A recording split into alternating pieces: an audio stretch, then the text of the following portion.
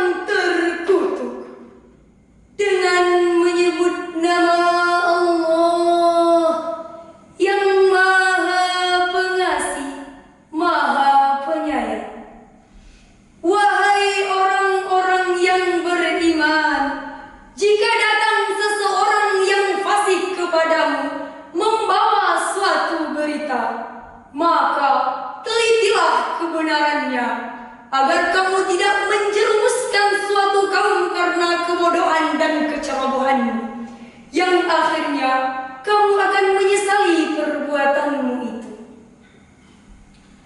Kata tabayyun dalam ayat tersebut mempunyai bentuk amr atau kata kerja perintah yang dengan tegas menuntut kesungguhan untuk meneliti kembali kejelasan suatu informasi. Ahmad bin Mustafa Al-Maraghi dalam tafsir Al-Maraghi juz 26 halaman 127. Ayat tersebut menjelaskan bahwa apabila telah datang suatu informasi dari orang fasik, maka harus melakukan filtrasi terlebih dahulu atas kebenaran berita tersebut. Hal ini karena sifat orang yang beriman adalah selalu jeli dan teliti ketika mendapatkan informasi agar tidak timbul penyesalan di kemudian hari. Lebih lanjut, Quraisy Shihab di dalam tafsir Al-Misbah halaman 588 menjelaskan bahwa ayat tersebut merupakan tuntunan bagaimana bersikap dengan sesama manusia. Yang pertama diuraikan adalah sikap terhadap orang fasik, yang apabila menerima informasi, telitilah kebenaran informasinya dengan berbagai cara. Kehidupan manusia dan interaksinya haruslah didasarkan pada hal-hal yang diketahui dan jelas. Manusia sendiri tidak dapat menjangkau seluruh informasi. Karena itu, ia membutuhkan pihak lain. Pihak lain itu ada yang jujur dan memiliki integritas, sehingga hanya menyampaikan hal-hal yang benar, dan ada pula sebaliknya. Oleh karena itu, berita harus disaring dan dikoreksi kebenarannya, Agar tidak salah langkah dalam menanggapi informasi atau berita. Penekanan kata fasik di sini bukan pada semua penyampai berita, akan tetapi perlu dikondisikan jika dalam suatu masyarakat sudah sulit untuk dilacak manakah orang yang fasik dan mana yang bukan fasik. Maka ketika itu, berita apapun yang bersifat penting tidak boleh diterima begitu saja tanpa cek and recheck terlebih dahulu kebenaran dan sumber kebenaran.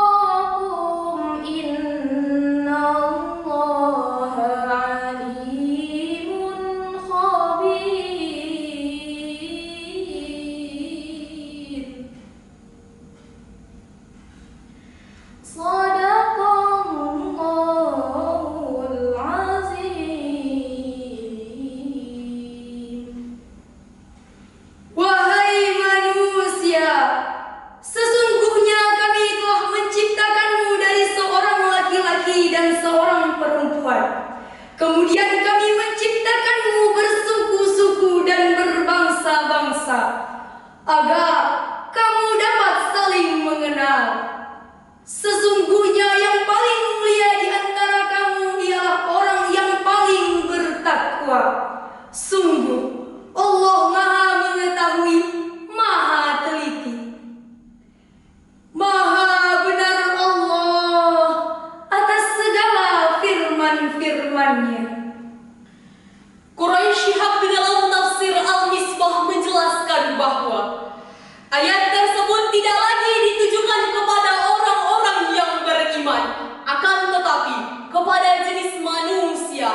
Allah Subhanahu wa Ta'ala berfirman, "Wahai manusia, sesungguhnya telah kami ciptakan kamu dari seorang laki-laki dan seorang perempuan, yakni Adam dan Hawa." Pengantar tersebut untuk menegaskan bahwa semua manusia derajat kemanusiaannya sama di sisi Allah. Tidak ada perbedaan antara satu suku dan yang lain, sehingga tidak wajar seseorang merasa bangga dan merasa diri lebih tinggi daripada yang lain. Bukan saja antara satu bangsa, suku, warna kulit dan selainnya, tetapi juga antara jenis kelamin. Sebagaimana semboyan negeri kita, Bhinneka Tunggal Ika, Unity in Diversity. Pulkom Tan Rongran Shike. berbeda-beda tetapi tetap satu jua. Hadirin, sebagai kesimpulan syarahan kami, etika komunikasi